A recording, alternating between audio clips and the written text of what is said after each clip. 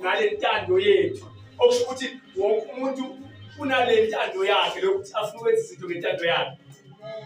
It's in our nature, all of us.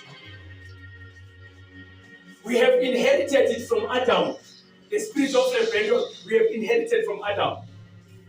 We all want to do things according to our will, according to the way we want things to be done. Hallelujah. So for God to manifest in your life and for God to conquer you, His will have to be above your will.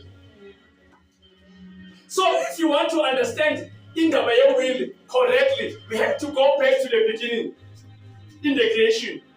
Because anything that you are supposed to be, it was fractured, or it was put in your creation.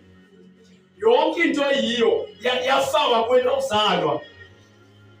Yafakwa kwena uzalwa njani? Na uzalwa yonke into yiyo. Uthi Jehova nafuna uJeremiah chapter 1 from verse 5 to verse 10. Uthi I knew you from